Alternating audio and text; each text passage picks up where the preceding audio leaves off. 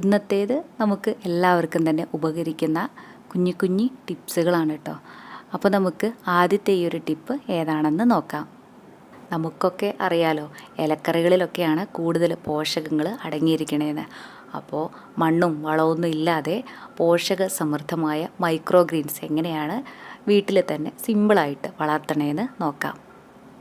ഇതിനായിട്ട് 2 പിടി ചെറുപയറാണ് കേട്ടോ എടുത്തിട്ടുള്ളത്. ഇത് 12 മണിക്കൂർ നേരം വെള്ളത്തിൽ കുതിർത്തെടുത്തിട്ടുള്ളതാണ്. ചെറുപയർ മാത്രമല്ല കേട്ടോ, കടുക്, ഉലുവ, വൻപയർ, കടല ഒക്കെ നമുക്ക് ഇതേ രീതിയിൽ തന്നെ മുളപ്പിച്ചിട്ടെടുക്കാനായിട്ട് പറ്റും. പക്ഷേ ഞാനിവിടെ ഇപ്പോൾ ചെറുപയർ മാത്രമേ മുളപ്പിച്ചിട്ടെടുക്കണുള്ളൂ. ഇനിതായി ചെറുപയറിലെ എക്സ്ട്രാ വെള്ളമൊക്കെ ഒന്ന് കളഞ്ഞ ശേഷം വൃത്തിയുള്ള ഒരു കോട്ടൺ ക്ലോത്തിലേക്ക് ഇട്ട് കൊടുക്കാം. ഇനി ഇതൊന്ന് മൂടി വയ്ക്കാം. 12 മണിക്കൂറൊക്കെ കഴിയുമ്പോഴേക്കും തന്നെ നമ്മുടെ ഈ ചെറുപയറൊക്കെ നന്നായി തന്നെ മുളച്ചിട്ടുണ്ടാവും. ഇതുപോലെ.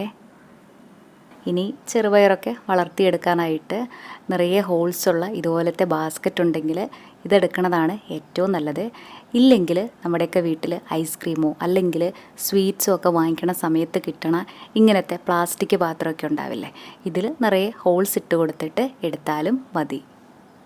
എൻ്റെ കയ്യിൽ ഇതുപോലത്തെ ബാസ്ക്കറ്റ് ഉള്ളത് കൊണ്ട് ഞാനിതാണ് എടുക്കണത്. ഇനി അടുത്തതായിട്ട് ഒരു പാത്രത്തിൽ കുറച്ച് വെള്ളം എടുക്കാം. ഇതിലേക്ക് നമ്മുടെ ഈ ഒരു ബാസ്ക്കറ്റില്ലേ ഇതിങ്ങനെ വെച്ച് കൊടുക്കാം. നമ്മൾ ഈ വെച്ച് കൊടുക്കണ പാത്രം ഈ ഒരു വെള്ളത്തിൽ ജസ്റ്റ് ഒന്ന് ടച്ച് ചെയ്യാനേ പാടുള്ളൂ. അപ്പം അതിനനുസരിച്ചിട്ട് വേണം കേട്ടോ താഴെയുള്ള പാത്രത്തിൽ വെള്ളം എടുക്കാനായിട്ട്. ഇനിതാ നമ്മൾ മുളപ്പിച്ചെടുത്തിട്ടുണ്ടായിരുന്ന ചെറുപയറല്ലേ ഇതിലേക്ക് ഇങ്ങനെ നിരത്തി ഇട്ട് കൊടുക്കാം. ഇനി ഇതിൻ്റെ മുകളിലായിട്ട് കുറച്ചൊന്ന് ഈർപ്പം നിലനിൽക്കാനായിട്ട് നനച്ചെടുത്തിട്ടുള്ള ഒരു തുണി വെച്ച് കൊടുക്കാം. ഇനി അടുത്തൊരു പാത്രത്തിൽ കുറച്ച് വെള്ളം എടുത്ത ശേഷം ഇതിലേക്ക് നമ്മുടെ ഈ ഒരു ബാസ്ക്കറ്റ് വെച്ച് കൊടുത്തിട്ട് ഇതിലും ചെറുപയറൊന്ന് നിരത്തി കൊടുത്ത ശേഷം ഇതിൻ്റെ മുകളിലായിട്ട് നനച്ചെടുത്തിട്ടുള്ള ഒരു തുണി ഇട്ട് കൊടുക്കാം. ഒരു ദിവസം മാത്രം ഇതിങ്ങനെ മൂടി വെച്ചാൽ മതി. ഇത് വെള്ളത്തിൽ ചെറുപയറൊക്കെ വളർത്തിയെടുക്കുന്ന രീതിയാണ്. വെള്ളമില്ലാതെ വെറും തുണി വെച്ചിട്ടും നമുക്ക് ഈ ചെറുപയറൊക്കെ വളർത്തിയെടുക്കാനായിട്ട് പറ്റും കേട്ടോ. അതുകൂടെ ഒന്ന് കാണിച്ചു തരാം. അതിനായിട്ട് ഞാൻ ഇതുപോലത്തെ ഒരു പ്ലാസ്റ്റിക് പാത്രമാണ് എടുത്തിട്ടുള്ളത്. ഇനി ഇതിലേക്ക് 2 പ്രാവശ്യം മടക്കി എടുത്തിട്ടുള്ള വൃത്തിയുള്ള ഒരു തുണി വെച്ച് കൊടുക്കാം. ചെറിയൊരു കട്ടി കിട്ടാനായിട്ടാണ് തുണി ഇതുപോലെ മടക്കി വെച്ച് കൊടുക്കണത്. ഇനി ഇതിലേക്ക് കുറച്ച് വെള്ളം ഒന്ന് തളിച്ച് കൊടുക്കാം. അതിനുശേഷം നമ്മൾ നേരത്തെ മുളപ്പിച്ച് മാറ്റി വെച്ചിട്ടുണ്ടായിരുന്ന ചെറുപയറില്ലേ ഇതിങ്ങനെ ഒന്ന് നിരത്തി ഇട്ട് കൊടുക്കാം. ഇനിതാ ഇതിൻ്റെ മുകളിലായിട്ടും നനച്ചെടുത്തിട്ടുള്ള വൃത്തിയുള്ള ഒരു തുണി കൊണ്ട് ഇങ്ങനെ ഒന്ന് മൂടിക്കൊടുക്കാം. ഒരു ദിവസം കഴിഞ്ഞാൽ ഈ ഒരു തുണിയെടുത്ത് മാറ്റണേ. അതുപോലെ ഇടയ്ക്കിടയ്ക്കൊന്ന് വെള്ളം നനച്ച് കൊടുക്കാനും മറന്നു പോവല്ലേ. ഞാനിനി ഇത് അടുക്കളയിലെ ജനലിൻ്റെ പടിയിലാണ് വെക്കണത്. ഇതിപ്പോൾ വെച്ചിട്ട് 2 ദിവസമായി. അപ്പോഴേക്ക് തന്നെ ഇത് കുറച്ചൊന്നും വളർന്നിട്ടില്ലേ. നമ്മൾ തുണിയിൽ വെച്ചതിനെ കഴിഞ്ഞും കുറച്ചും കൂടെ വേഗത്തിൽ വളർന്നത് വെള്ളത്തിൽ വെച്ചതാണ്. ഇനി ഇതൊന്ന് നനച്ച് കൊടുക്കാം. അതുപോലെ നമ്മൾ ഈ വെള്ളത്തിൽ വെച്ചതില്ലേ 2 ദിവസം കൂടുമ്പം ഈ ഒരു വെള്ളം ഒന്ന് മാറ്റിയാലും നല്ലതാണ്.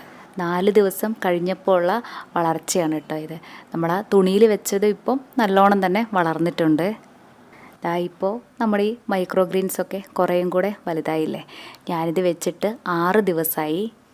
ഇത്രയും വലുപ്പം വെച്ചാൽ മതി. ഇനി നമുക്കിത് മുറിച്ചെടുക്കാം. വെള്ളത്തിൽ വെച്ചതാണ് കുറച്ചും കൂടെ വലുതായിട്ടുള്ളത്.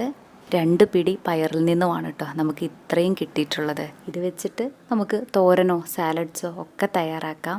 കഴിക്കാനായിട്ടും നല്ല രുചിയുണ്ടാവും. യാതൊരു വിഷാംശവും ഇല്ലാത്ത ഇതുപോലത്തെ ഇലക്കറികളൊക്കെ എപ്പോഴും കഴിക്കുന്നത് നമ്മുടെ ആരോഗ്യത്തിന് വളരെ നല്ലതാണ്.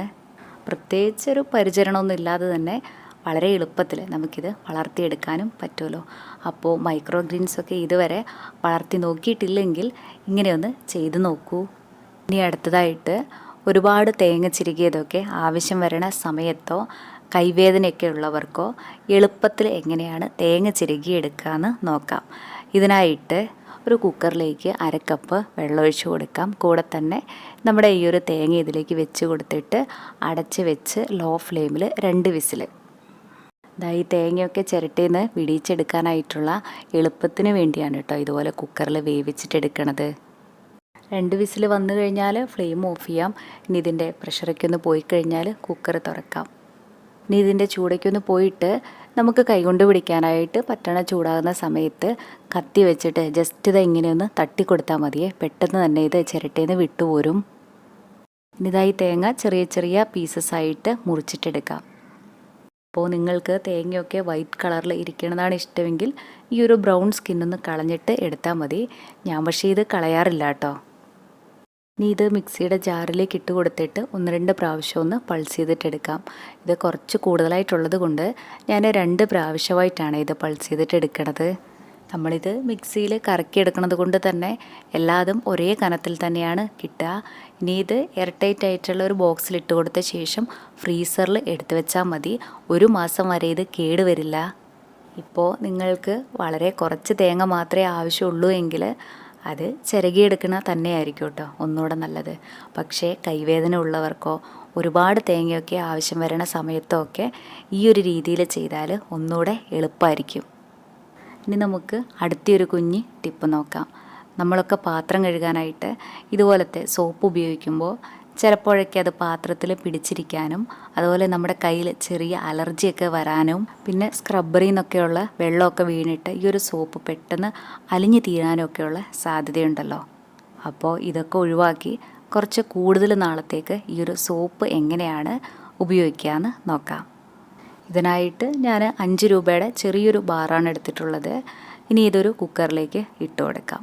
കൂടെ തന്നെ 1/2 ലിറ്റർ വെള്ളവും ചെറിയ ഒരു മുറി നാരങ്ങയും കൂടെ ഇട്ട് കൊടുത്ത ശേഷം കുക്കർ മൂടി വയ്ക്കാം. ഇനി ലോ ഫ്ലെയിമിൽ 2 വിസിൽ വന്നു കഴിഞ്ഞാൽ ഫ്ലെയിം ഓഫ് ചെയ്യാം. ഇനി ഇതിൻ്റെ ചൂടയ്ക്കൊന്ന് പോവട്ടെ. ചൂട് പോയി കഴിഞ്ഞാൽ കുക്കർ തുറക്കാം. ഇപ്പോൾ നമ്മൾ ഇട്ട് കൊടുത്തിട്ടുള്ള സോപ്പില്ലേ, ഇത് നന്നായി തന്നെ അലിഞ്ഞിട്ടുണ്ടാവും. ഇനി ഇതൊന്ന് അരിച്ചിട്ട് എടുക്കാം. അതിനുശേഷം വീണ്ടും 1/2 ലിറ്റർ വെള്ളം ഈ ഒരു കുക്കറിലേക്ക് തന്നെ ഒഴിച്ചു കൊടുത്തിട്ട് നന്നായിട്ട് ഇതൊന്ന് ചുറ്റിച്ചിട്ട് അരിപ്പയിലേക്ക് തന്നെ ഒഴിച്ചു കൊടുക്കാം. ഇത് മൊത്തം 1 ലിറ്ററാണുള്ളത്. ഇനി ഇതിലേക്ക് 1/2 ടീസ്പൂൺ ഉപ്പും കൂടെ ഇട്ട് കൊടുത്ത ശേഷം വീണ്ടും നല്ലപോലെ ഒന്ന് ഇളക്കി കൊടുക്കാം. നമ്മളിതിലേക്ക് നാരങ്ങയും ഉപ്പും ഒക്കെ ചേർക്കുന്നത് കൊണ്ട് തന്നെ പാത്രമൊക്കെ നന്നായിട്ട് വൃത്തിയാകുകയും ചെയ്യും. അതുപോലെ ബാക്ടീരിയ ഒന്നും ഒട്ടും തന്നെ ഉണ്ടാകുകയില്ല. നമ്മുടെ ഈ ചാനലിൽ തന്നെ ഇതിന് മുൻപും ഡിഷ് വാഷ് ലിക്വിഡ് ഉണ്ടാക്കുന്ന ഒരു വീഡിയോ ഇട്ടിട്ടുണ്ടായിരുന്നു. അതിൽ പക്ഷേ നമ്മൾ സോപ്പൊക്കെ ഗ്രേറ്റ് ചെയ്തെടുത്തിട്ടാണ് ചെയ്തിട്ടുള്ളത്. എനിക്ക് പക്ഷേ അതിനെ കഴിഞ്ഞും കുറച്ചും കൂടെ എളുപ്പമായിട്ട് തോന്നിയത് കുക്കറിൽ സോപ്പ് ഇങ്ങനെ ചെയ്യുന്നതാണ്. ഇങ്ങനെ ചെയ്യുവാണെങ്കിൽ പെട്ടെന്ന് തന്നെ ഈ ബാറ് അലിഞ്ഞു കിട്ടുമല്ലോ. ഇനി ഇതൊരു കുപ്പിയിലേക്ക് ഒഴിച്ചു കൊടുക്കാം. സാധാരണ നമ്മൾ ഒരു ബാറ് ഒരാഴ്ച വരെയാണ് ഉപയോഗിക്കണതെങ്കിൽ ഇതുപോലെ ഡിഷ് വാഷ് ലിക്വിഡായിട്ട് എടുത്തു വയ്ക്കുവാണെങ്കിൽ 1 മാസം വരെ നമുക്കിത് ഉപയോഗിക്കാനായിട്ട് പറ്റും കേട്ടോ. ഇനി ഇതിൽ കുറച്ച് ബാക്കിയുണ്ട്. അത് ഞാൻ ഈ സോപ്പ് ഡിസ്പെൻസറിലേക്കാണ് ഒഴിച്ചു കൊടുക്കുന്നത്. എനിക്ക് ഈ ഒരു ബാർ ഉപയോഗിച്ചിട്ട് പാത്രം കഴുകുന്നതിന് കഴിഞ്ഞും കുറച്ചും കൂടെ എളുപ്പമായിട്ട് തോന്നിയത് ഇതുപോലെ ലിക്വിഡായിട്ട് ഉപയോഗിക്കുന്നതാണ്. ഇനി നമുക്ക് അടുത്തൊരു കുഞ്ഞ് ടിപ്പ് നോക്കാം. നമുക്ക് ജ്വല്ലറിയിൽ നിന്നോ അല്ലെങ്കിൽ കുറേ ഡ്രസ്സൊക്കെ എടുക്കുന്ന സമയത്തൊക്കെ ഇങ്ങനെ ഫ്രീ ആയിട്ട് ഗ്ലാസ്സൊക്കെ ഇടയ്ക്ക് കിട്ടാറില്ലേ. ഇതിൽ ഈ ലേബലൊക്കെ ഉള്ളത് കൊണ്ട് തന്നെ നമുക്ക് ഉപയോഗിക്കാനായിട്ടൊക്കെ നല്ല മടിയായിരിക്കും. അപ്പോൾ ഈ ഒരു ലേബൽ എങ്ങനെയാണ് കളയണേന്ന് നോക്കാം. ഇതിനായിട്ട് ഏതെങ്കിലും ഒരു പാത്രം എടുത്ത ശേഷം ഇതിലേക്ക് കുറച്ച് വിനാഗിരി ഒഴിച്ചു കൊടുക്കാം. ഇനി ഈ ഗ്ലാസിൻ്റെ ലേബലുള്ള ഭാഗം ഈ ഒരു വിനാഗിരിയിൽ മുക്കി വയ്ക്കാം. ഈ ഒരു ലേബലുള്ള ഭാഗം വിനാഗിരിയിൽ മുങ്ങി തന്നെ ഇരിക്കാനായിട്ട് പ്രത്യേകം ശ്രദ്ധിക്കണേ. ഇനി ഒരു 10 മിനിറ്റ് നേരം ഇതിങ്ങനെ തന്നെ ഇരിക്കട്ടെ. അത് കഴിഞ്ഞാൽ നമ്മുടെ നഖമൊക്കെ വെച്ചിട്ടൊന്ന് ഇളക്കി കൊടുത്താൽ തന്നെ ഈ പെയിൻറ്റ് മുഴുവനും പോകും. എളുപ്പത്തിന് വേണ്ടിയിട്ട് ഒരു കത്തി വെച്ചിട്ട് ഇതുപോലെ ഒന്ന് ആക്കി കൊടുത്താലും മതി കേട്ടോ. ഇങ്ങനെ ചെയ്താൽ ഗ്ലാസ്സിൽ സ്ക്രാച്ച് വീഴുമൊന്നുമില്ല. 30 സെക്കൻഡ് നേരം മാത്രം മതിയാകും കേട്ടോ ഇതുപോലെ ചെയ്യാനായിട്ട്. ഇനി ഇതൊന്ന് കഴുകിയെടുത്താൽ മാത്രം മതി. ഈ ലേബലൊക്കെ ഉണ്ടെന്ന് വിചാരിച്ചിട്ട് ഇതുപോലെ ഗിഫ്റ്റ് കിട്ടുന്ന ഗ്ലാസ്സുകളൊന്നും ഉപയോഗിക്കാതിരിക്കണ്ട. അപ്പോൾ ഇത്രയേ ഉള്ളൂ ഈ കുഞ്ഞി ടിപ്സുകൾ. ഇതിൽ മിക്കതും തന്നെ നിങ്ങൾക്കൊക്കെ അറിയണതായിരിക്കാം. എന്നാലും ഏതെങ്കിലുമൊക്കെ നിങ്ങൾക്ക് ഉപകാരപ്രദമാണെന്ന് തോന്നുവാണെങ്കിൽ ലൈക്ക് ചെയ്യാനും ഷെയർ ചെയ്യാനും നമ്മുടെ ഈ ചാനൽ സബ്സ്ക്രൈബ് ചെയ്യാനും മറക്കല്ലേ കേട്ടോ. താങ്ക്